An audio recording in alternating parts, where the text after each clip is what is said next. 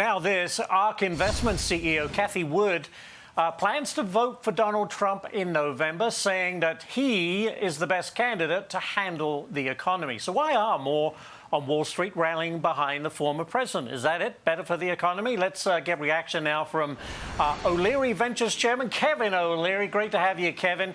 Listen, does this just come down to less taxation and less regulation? Well, you got to think about it this way. Only 12 months ago, you would have never had Wall Street executives endorsing Trump. They have now understood what his policies are going to look like versus what they have already, and they're starting to make decisions exactly on that. Tax rates matter. I mean, you heard Trump talk 15 to 21%, add 3 to 4 per each state. You kind of get into the range, if it stays at 21 to 24, 25, all in for U.S. corporate tax. That's sort of middle of the road-ish on competition, maybe the bottom of the second quartile, not the best. But if you go to 28 and add 4% to that, you are the most uncompetitive country in the G7. And so the Cathie Woods of the world who care about attracting capital to their funds, capital expenditures, capital private companies, they care a lot about that. And so that's probably one point that has really been an issue in the last 6 weeks. People are starting to focus on that corporate tax rate. They are, and also, I'll tell you what the Democrats are not focusing on is Bidenomics. They use that name extensively, then realized that the rest of the country was like, well, I'm not feeling real good about things right now. So they dropped that term, maybe too late. But, you know, when you think about the Trump term, before COVID hit, the economy was humming along at a 50-year high. Is that a huge argument for him with regard to the economy? I mean, he did bring, you know, a lot of prosperity in those 4 years. Yeah, some of this hangover inflation, this sticky inflation in housing, protein and food and energy, is because, and I think economists are starting to agree with this statement, we probably printed too much money post-pandemic. CHIPS and Science Act, Inflation Reduction Act never reduced inflation. It's $1 trillion plus of printed money coming out of free helicopters in the sky. It's very inflationary, and it's kind of hard to turn that spigot off now, and it's coming to roost at a time when the incumbent really doesn't want inflation on kitchen table issues. I mean, the food inflation, the 32% since pre-pandemic prices on proteins like chicken and steak, that's a killer. It's a killer because everybody sees it every day, whether you buy fast food or whether you cook it at home yourself. And of course, wage inflation is starting to shut down casual dining all over the country. It's tough out there, and that's not going to get fixed by November, unfortunately.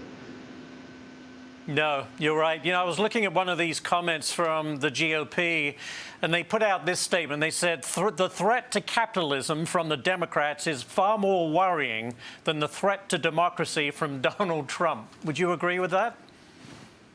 Well, that's good rhetoric, but we're going to see all this happen very shortly in a policy debate, or at least we hope that in this debate that's coming up, because it's going to be the most watched debate, maybe, in modern times. This is probably going to beat the ratings on the Trump-Hillary, which I remember canceling watching football to watch that one. And so I'm getting the red carpet out. I got the popcorn. I got the invites. I've got the bar set up. We're going to have a party.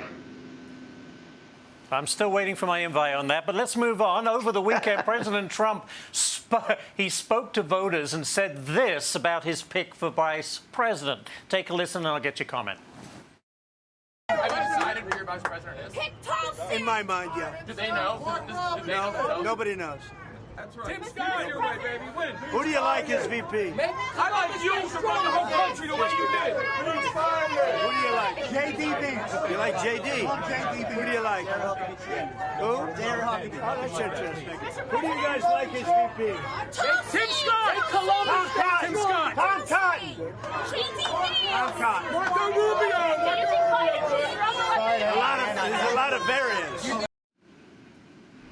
You know what? That's just a lot of shouting. Didn't really get a whole lot out of that, Kevin, but people shouting potential VP choices at him. J.D. Vance, Marco Rubio, Sarah Huckabee, the list goes on. Who do you think would be a good VP choice for Donald Trump?